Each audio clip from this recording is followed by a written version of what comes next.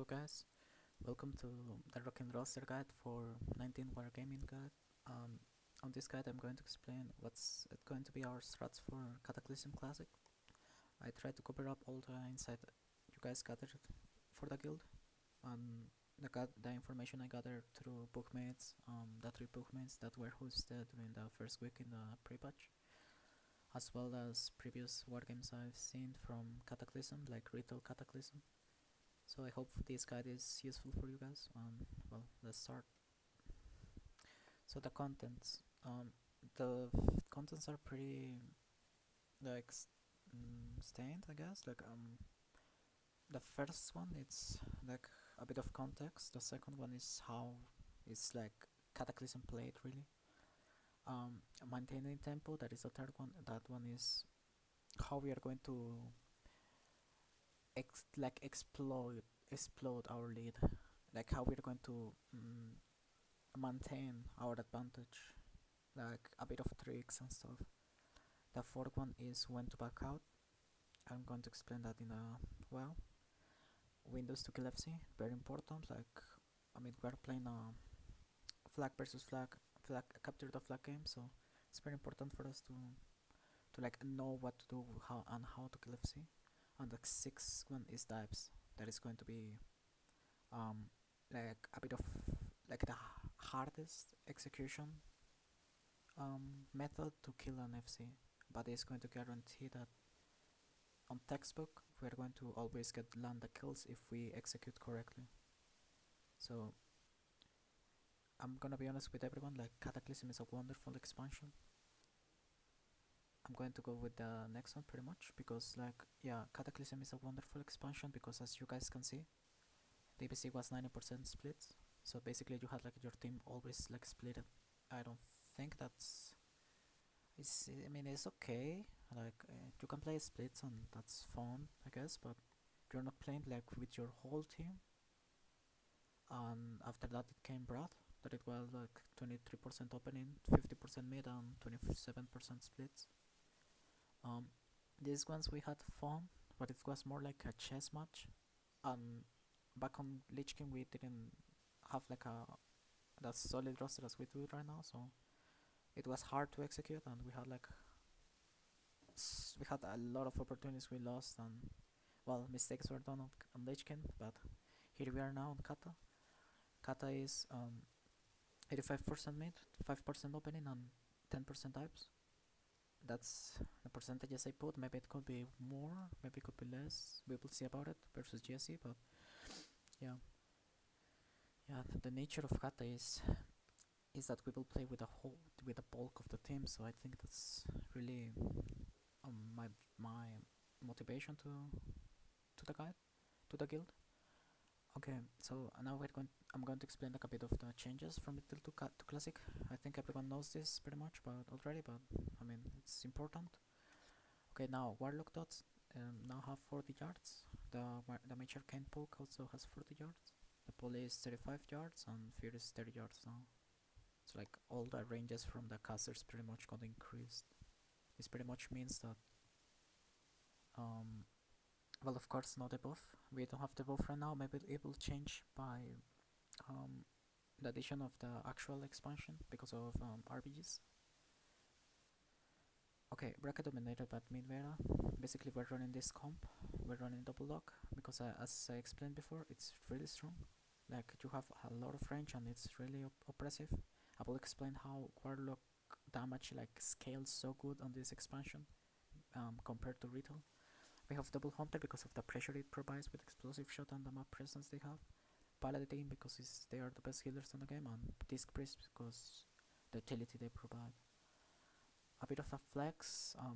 I know some teams want to play like Feral Rogue or Boomy. I don't know how it's going to go with that.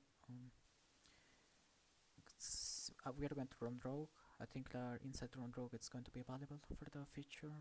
Double Priest, that's really for splits. I don't really want to play for splits on fucking Cataclysm, so we're not going to do that. And one mage on flex.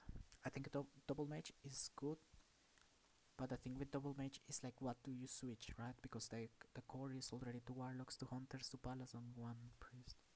So like I think like you need to add the rogue, and I think of course you need your FC that is going to be, in my opinion, the shaman. The insight on shaman I will explain it a bit far further into the guide, but basically the shaman has like the best mobility and the support. The thing with the druid is that they have a really low like utility kit. They just heal, but like they get incredibly fast, so they are not like worth it on middle. They can heal for like 1 minute and that's it.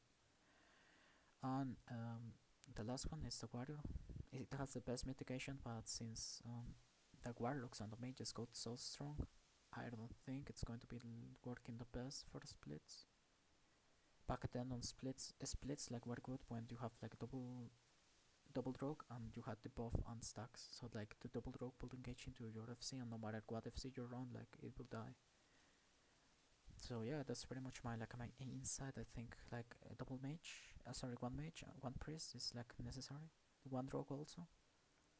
And so like you need FC. So it's for me in my case is the shaman. So like that's the comp we're gonna run. The changes in resistances is now a thing, by the way. Back then it wasn't so big, but right now, like you can completely deny blooded threshold just by having arcane resistance. So some examples that we will use on the guild is Kishen's bandana.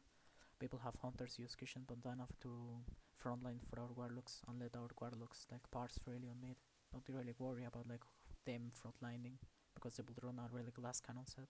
So like you want your hunters to take the damage, and like you guys can see how much damage reduction it provides. 26% point 47 is really a lot. Now you got Worgen, the fucking Alliance Worgen has 27% point 54% like a reduction on Shadow and Nature. It's really strong, like against Warlock dots, it really makes a huge difference. So I'm wondering if some kills will actually run Alliance for the mitigation damage. This is an overall good enchant on cloak. It's 9.0. Sorry, I'm not really good at numbers, but like spelling. But yeah, like this damage reduction from like old schools. It's good. Not gonna lie, it's really good because like resistance dot scale linearly or exponentially. Like it has like a diminishing return. So the more resistance you have, that means the more effective it is. So there you go. Changes from retail to kata to classic actually. You guys, this was a game between Train Cow and Wild Talent. Wild Talent being the pizza guild, and Train Cow was the agonist guild. Pretty much like you guys can see like how was the damage back then. And like for example, you guys can see now like the damage from the actually our dwarf warlocks. That by the way, it's really high. So you guys can see like how much the ranges impact on the game. And I don't know if it has something to do with it, but like actually the warlock dots can't crit, so like it's really important for them to get some value out of them. And we need to like basically play around the warlocks on mid. That's why I'm like proposing like hunter like frontlining for our warlocks, and it's actually a thing. Like you can mitigate a lot of damage with resistances, and then pretty much can parse on mid freely. The best race for Kata 19, I was arguing about this with Snow. We were wondering if actually the Blood Elf is decent. I tried Blood Elf on like the 3 days of Bookmates. I didn't had like any silence. I just had like one. I promise. I had like one silence because like their arcane resistance is actually insane. So like I don't feel like when diving we need the silences. I think we need that CC, and I will explain that a bit later. So my proposal and well the insight from Snow, it's using Goblin for the guild. It has Rocking Barrage, it's 150 damage, so if you have like 7 goblins, you will have 750 damage on like one target. It's guaranteed one shot if he's already low, and like you can put a bit of one global into him and he will die. And then the rocket jump, it's good for depths, it's good for sustain, I mean it's good for disengage as well. So I feel like Goblin will be a great pick. Also it has a slide 1% haste buff, so it's good for healers. now this is going to be the macro we're going to use. Perhaps we can use it on another abilities, but now on Kata the thing is that um, we need to coordinate our damage. We need to guarantee one shots on people because the damage on Kata is higher, and pretty much we can one shot people. So if we have all the assists on like one guy, say for example me or like Shatter, we can all cast rocket barrage on that target. The target Shatter is targeting right now, for example, or me, and like everyone will cast rocket barrage. Like this macro is for that. Also a bit of the stats from the goblin. This is for hunter, by the way.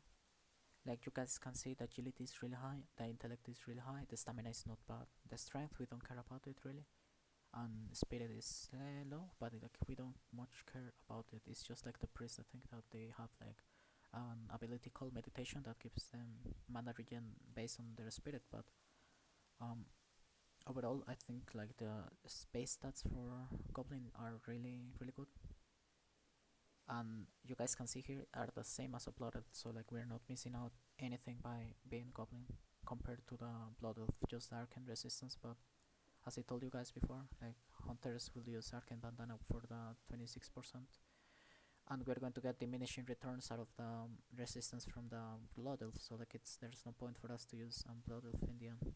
So I think um other people will agree on my guild, like goblin is going to be the best race, so I'm going to have like at least terps on me. We're going to run goblin. Okay, 10 katana. This is the nice part of the presentation. Now we're going to know how we're going to play the game. Grab your timers. Of course, this is important. Like we don't want to one-shot a target and like he's going to rest in 1 minute. Like we need to be aware of that. If we are going to use our rocket barrages, we're going to use them on 30-second timers. Like I will be calling that. It's a bit of the really cool mechanic, really. Like having the rockets on like 30-second timers. Another one is denying the rest of and the circuit. We already practiced this a bit on bookmates, so I'm pretty confident on this. And controlling mid. Controlling mid is pretty much like having the strat that I like to call it the smiley face. So like when you tell you guys to do a smiley face, like you guys already know like what's it. You want hunters to frontline because they have disengage. You want your warlocks to parse on middle. You want your mage to get value with the hunters, like one shot potential with the barrages and dark explosives. You want your palace on the backline, and you want your FC like between the whole bulk of the team. He's going to post. He's going to put totems. He's going to heal a bit, and he really doesn't need like any rest of hot. So like the priest, the pala, the other pala can rotate the rest of hot. And our rogue is going to be able to deny rest of hot and circle. So overall, I like it's a really good front to back team fight like composition, but it has a big flaw that I'm going to explain soon. Okay, repeat timers. Like this is very important, like to have weak auras. The thing with weak auras is they are Naron. Like you guys can get a Naron that called weak auras, and you guys get the repeat timers. I think everyone knows about this really. And I'm going to explain like the damage. The damage from two locks is this. Like you guys can see it. Like it's a lot of damage from every class, and in 3 seconds or 2 seconds rotations. This is gonna come handy when we dive FC or like when we want to get a one shot. So like you guys can see at the end like how much damage this is. By the way, I'm running 2 mages on this composition because we want to be also aware of how much the mage damage is. It's really high. So like for example, if GSC has double mage, like we need to watch out for the one shots because they are going to play around that. If we're running double lock, that means we're going to play the long fight, I like to call it, and make their team go on. But like you guys can see like how much damage this is. Like this is like 3 one shots. It's insane. Okay, so after we do this, like after we cast our offensive rotations, this is arguable, by the way. The exorcism and the mind blast, like a node healers will be busy. But if you guys manage to get like one exorcism or mind blast, that helps, of course. Like you guys can see like the damage is decent. And now after we do our damage rotation, we need to sustain the fight. How we're gonna do that? If they are trying to one-shot someone, like we can bob, that's really no problem. We can bob for mitigating the physical damage a bit. We can also power word shield the target. Holy shock, penance, like they are really good instant heals for our targets, and hunters will try to get some steady shots. Since they are so bulky, they can stand on a team fight, I think, forever. It depends for sure, but like we want to keep regenerating our focus to again do the rotational damage and like get explosive shots. And well, warlocks will keep pretty much dotting everyone. More dots, more dots. We repeat this every 6 seconds, by the way, because Arcane Barrage I think is like between 4 and 5 seconds CD. Explosive Shot is a 6 second CD. You take 3 seconds to get a target fully dotted, so like that's 2 targets. Yeah, pretty much. Holy Shock is 5 seconds I believe, so like we can keep up this rotation forever. And it's a rotation built on 6 second timers. So like every 6 seconds I will be calling a new target or shadow will. Yeah, we will keep up like this flow of the game of middle. This to guarantee the tempo, by the way. This is like building up our team. Like this is like the base on our team. If we don't get this right, it's going to be hard for us to execute like on the next steps. But the big one on our team is, since we're running a heavy teamfight guild, we want to get this as a textbook. So yeah, it's very important. You guys can see the numbers, I'm not gonna say them, but yeah, it's like the damage is just too high. Like there's no way we're not getting one shots, by the way. And also we got the barrages to, for example, target someone that is fully dotted but like not committed. So say we explosive shot one target and like we did our rotation, then we can put our all rockets on into one target that is already dotted, and he will drop because healers are already healing one guy. So like there's way to navigate that. The second one is denying Restohot. This is Noob Frobby. He's pretty much dying, like opening up on middle and like not getting any value out of mid. But like this is Pro Frobby. He's pretty much getting value out of denying Restohots and making sure our Warlock dots get value, because it makes the enemy healers go. And this is pretty much our team being happy about it.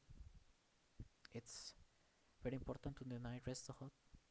It will be important as well to, when we push their team into their graveyard, the healers are going to be in combat, so like of course Frobby can't sub like a guy on combat, so we need to like set up for the dive angle. I will explain that soon, as I previously told you guys, like the contents. And well, I'm going to explain like how we're going to do the opening. The opening is something we really need to get going on. The thing with the opening is we're not letting AFC cross for free. So like ideally we want to play around middle, and if they want to send one stealthy, that's fine. But after the stealth is out, we're going to send a mage back. This is like an ideally scenario. Say our FC is not contested, we just get the pass. We really don't want to expose our shaman, so like the rogue is going to be the pick. They have sprint, they have stealth, like they can be a bit of playmaking around that. And I don't think they're gonna die because they have AGM up, so like rogue versus rogue shouldn't be a problem. After we get the pass, or like if our shaman is contested, we are going to send a priest with him. In this case it's going to be a Kimi.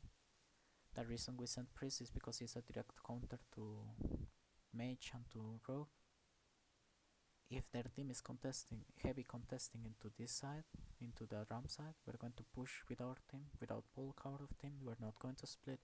The only way we're going to split is by sending one hunter into UFC and let the mage deal with like the bulk of them, because we need a police value for sure. But it depends on every game. Like I can't tell you guys like on textbook what we're going to do. Like it depends on what they are sending, and then we'll react accordingly, or try to at least. The base of this, and basically what I want you guys to understand is we are going to have a rough opening against GSE. So like getting the opening right is very important. We want to play around getting our FC into the backlane. this place like on this. We want this position. This is like the core of the opening. If we manage to get this this position in here, that's already a win for us. It's very important. If our FC dies on transition, then I think we really lost the game. So it's very important for us to understand like what's our role. Yeah, you guys can replay this if you guys miss something, by the way. Tempo lines. Okay, I told you guys like this composition is really strong on middle. Like it's the, in my opinion, the best in slot fighting team fighting composition. But the thing is, they have a flaw. That flaw is this like um, red oval. Why? Because what happens, if they send one mage and like one rogue here or like double mage, that it basically exposes our FC. The front line from our team is no longer the front line. They are focusing our back lane. That's not good. Of course, we want to fight having our front lane on the front. They have the bulk of their team here, and they are going to play also around this side. So like they're going to get poly value, and they're going to get like huge amount of pressure on our back lane. That's not what we want. This is what is called the tempo line. We want to pretty much be aware of what they are sending on the sides. I will be constantly tracking that. But for example, if they send, of course, double mage, one rogue, that means they're going to go for this red spot right here. And this red spot means we are on a dead zone right now because like we have two fights going on, and we don't want that. It's not how we are going to win the games. It's actually how we are gonna lose them by ourselves. So we need to be aware of that. Now, this is an example. I don't think GS is going to send Hunter, but if the case they do, we're going to send our Hunter back. If, for example, they send their Mage and their Hunter, we're going to push with like Hunter, and we're going to push also with the Mage. We're going to make sure our Paladin, of course, is healing us, while also healing mid. We want, for controlling mid, we need two things. The first thing is, of course, having the smiley face from the smiley face. I forgot the word, but like position, yeah. And like the second thing is controlling the tempo lines. We can argue Resto Hot and Circle Hot is another tempo line that our rogue is playing on, but that's like his role. We're not going to focus that on right now. What I want you guys to understand is like the tempo line on the sides.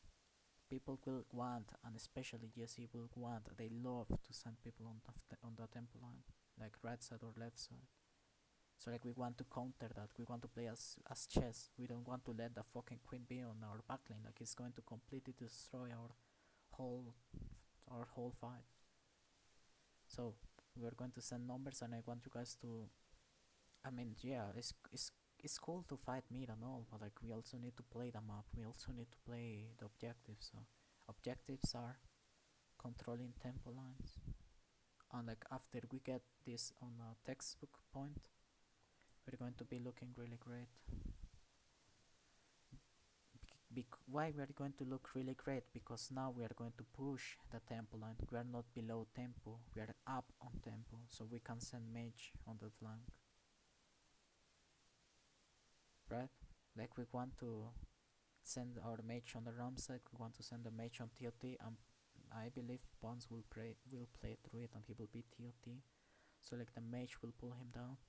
Mage and rogue is enough to one shot a druid, so like he needs to go middle, and then we're going to we're going to have somewhat of a look into their enemy FC with our mage already on the backline and us not being threatened by anyone.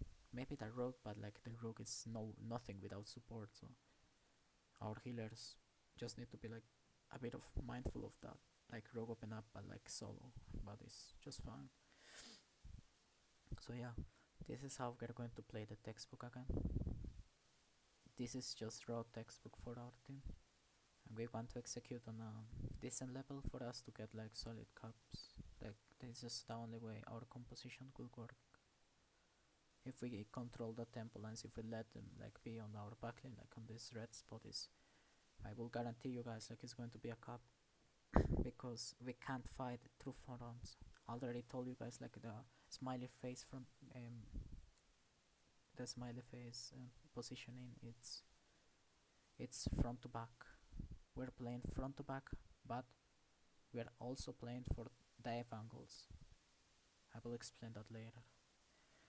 Now I explained you guys like the textbook, and now I'm going to explain how we are going to maintain the tempo. The first thing is optimization of spells. For example, I mean, of course it's not valuable to have like flash heal, like a crit on flash heal by 1,000 into a target that has only dropped like 200 HP. Of course we want to optimize the spells.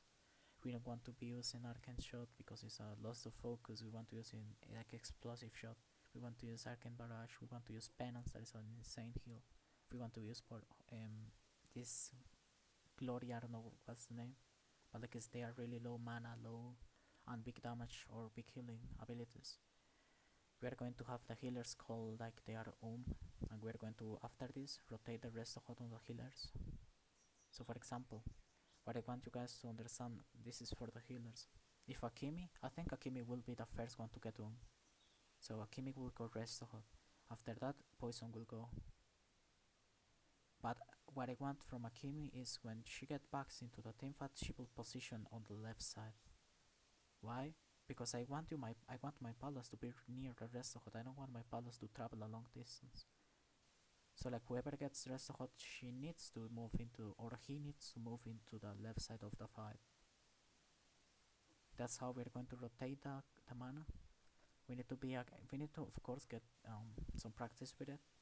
I hopefully believe like we get some practice before the games, but if not, that's okay. And yeah, we're going to rotate the rest of it. Send numbers to counter the flanks. This is already explained like why it's important to control the tempo lines. Healer with low mana helps flank. This is what I explained. Like ideally, if we have someone with low mana, we want them to help with the flank, because we want the main healer, like a healers with a lot of mana, to sustain the team fight on middle. Like a healer without mana is useless in my opinion, so like we want that healer to at least get some value on the flank.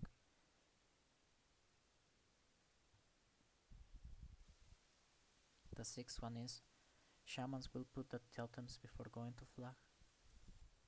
So for example, on this, before going here or before going like on this, the shamans will put like his totems, the flame tongue and the agility and strength one. When our FC dies, which is a rough spot, but we want to play around the picks. I don't want Frobby to engage on anyone really. Like if we are getting doved, I don't want you to get kills. Like I mean, if you get one, sure. If it's valuable, sure. But like I want you to play for a pick. And I want you to also to get the flag directly to the team by going ramp side. The same inside as before, as we played the opening. Like this. We want this, and we want to push as a team. We want to press W into RFC and like forget about everything. Get CCs if we can, sure, but like just get the flag as fast as possible into the mid fight and into our team. That's the goal after RFC dies.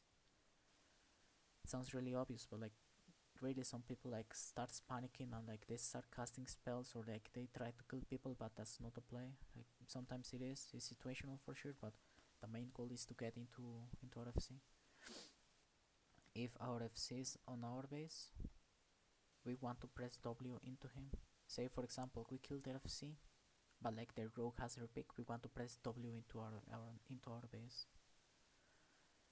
AFC won't die, probably you won't open. If you die, you're going to take like 1 minute 10 seconds to get into their back lane, so like they will get rest of it, they will get a lot of stuff, so please don't do that, man. If FC is not dying, you don't open, pretty much.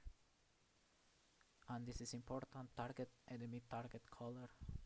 I mean, it depends on what you guys do for targets, but this is a way to guarantee it, like at least on the healer side, like who they are going to, like at least you see who is going to be the the target that is going to get parts on the next, I don't know, 6 seconds or whatever. It can be Kim. I don't think it's going to be stabiled. If Dan is playing Hunter, then it's Dan for sure. But like, yeah, this is this is, by the way, the totem that shamans can live before before going to flag. It's 6% spell power is a lot, so please use that and use the agility one. That's why we are running shaman, man. These totems are insane. The main voices now. Okay, the objective calls are going to be me. I'm going to control like the flanks and stuff. I'm going to send the dabs. I'm going to set up. I'm going to try to send the mages on their backline when we are up on tempo. 2 target callers. That's going to be me and Cheddar. I need you to step up a bit because I mean I'm busy sometimes, so I need you to step up as well. Pop a defensive color. That's going to be poison.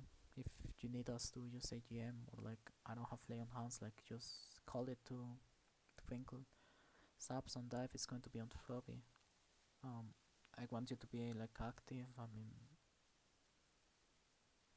yeah, maybe you can call healers mana, like for example, like you can provide helpful information on like if whether we can dive soon or not. I already said this, but like I also need the healers to call when they are low on mana, so like a Kimi, poison and I heal will call it. When to back out, say will enemy lands 2 kills. This is completely avoidable, but like if they do that, then we need to back out because we need to reunite with our team. If they keep landing kills, that means our healers will keep spamming mana. We won't get any kills on the back, so like it's really just a snowball. We need to stop the snowball completely by stacking again with our team. When 2 healers are on, by the way, we got goblin racial, so like you guys need to use it here. Like to jump pretty much, like to get away from this angle, because the snowball is real on this expansion, so we don't want that. When 2 healers are on, it's pretty much an insight that we need to back out. But the thing is, when 2 healers are on, it's not necessarily like a back out angle. It's situational, because if we are not if like a main fight is 10 versus 10 and like we hadn't gotten any kills, then we're going back. But like say we get like 2 kills and like it's somewhat the FC is looking like kinda diveable. Say we have the mage already in the back. Say we'll already have like some AGMs going on. Like we dive the FC. Mana, I want you guys to understand something. Mana is a resource. We want to spend it wisely. We want to optimize it. So it is situational whether the 2 healers are on, like we go back or not. Like it depends really. And third one, when FC is getting dove, we want to kill the flankers or like kill whoever is not covered by their healers or like their whole team. Like we want to kill the mage and the rogue on the back. And CC the overextending healers, because if FC is getting dove, that means their healers need to move forward. So like that's when we can CC them. I will explain dives soon, but like you guys are starting to probably understand like how important dives are for killing UFC. And like this is pretty much an explanation on how snowbally the bracket is. If we like try to kill FC but we don't succeed, it's pretty much a big window for their team to turn back into us. So fuck around, find out, kind of deal.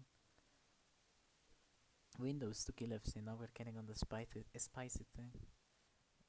When 2 healers or more are on their team, and they will, trust me, because people play cleanly, so when 2 or more healers are on because of our guardlock dots and pressure, we set up a dive angle, we zap the FC, we wait for the 14 seconds on the zap, and we're going to look into the FC, we're going to dive. I'm going to explain how we're going to execute it soon.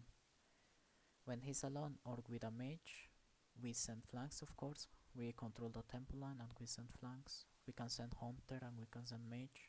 if he's alone or with a if it's with a mage. Mage and rogue can kill any enemy FC. If it's with mage, we send the hunter or the priest.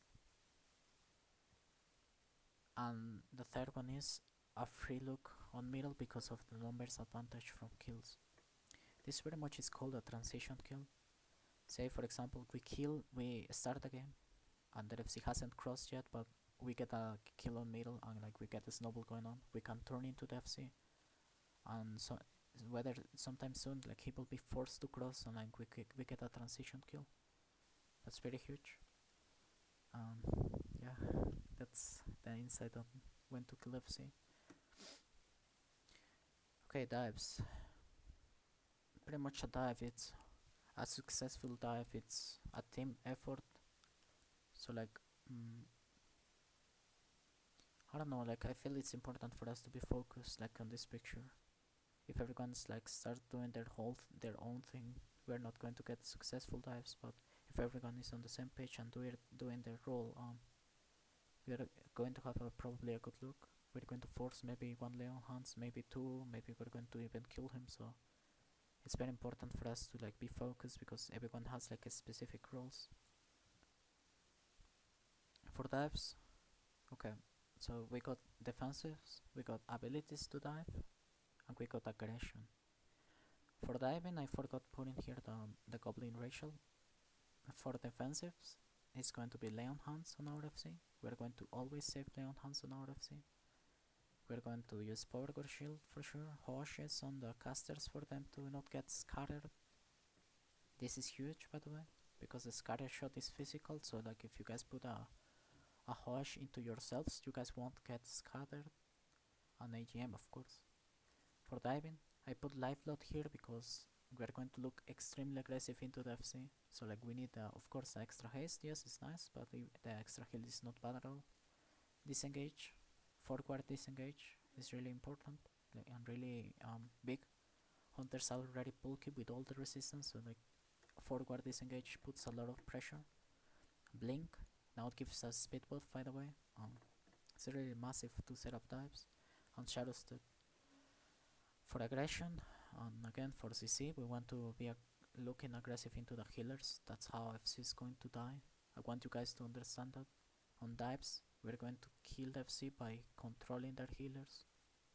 So like we want to prioritize hodging, counter spells, carry shot and fears. We need good communication on whether we are on the target we are focusing.